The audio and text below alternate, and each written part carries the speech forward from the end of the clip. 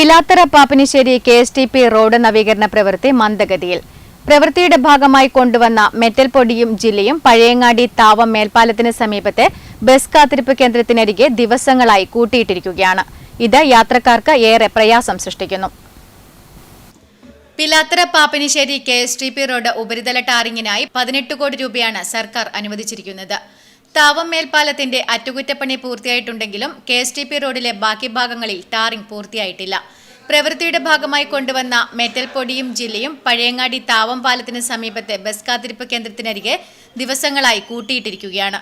ഇത് ജനങ്ങളെ ഏറെ പ്രയാസത്തിലാക്കുന്നു. റോഡരികിലൂടെ നടക്കാനും സാധിക്കാത്ത അവസ്ഥയാണ്.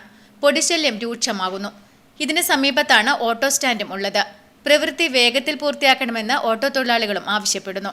വളരെ ബുദ്ധിമുട്ടാണ് ഞങ്ങൾക്കും നമുക്കിവിടെ ഒരു ഓട്ടോ സ്റ്റാൻഡ് ഉണ്ട്.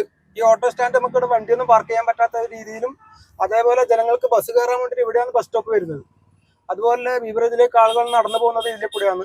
ഇതിലെ കൂടെ നടന്നു പോകുമ്പോൾ ഇതിന്റെ മണ്ണും പൊടിയും മാറി ഒരുപാട് ആൾ മുഖമെല്ലാം പൊത്തിയിട്ടാണ് നടക്കുന്നത്.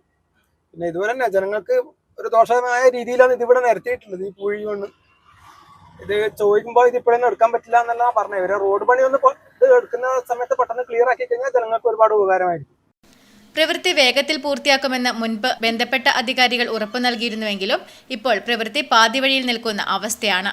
ടാറിംഗ് പ്രവൃത്തിക്കായി കൊണ്ടുവന്ന വാഹനവും റോഡരികിൽ തന്നെ കിടക്കുന്നു. എത്രയും വേഗം പ്രവൃത്തി പൂർത്തിയാക്കണമെന്ന ആവശ്യം ശക്തമാണ്. Network news, Pazhayangadi.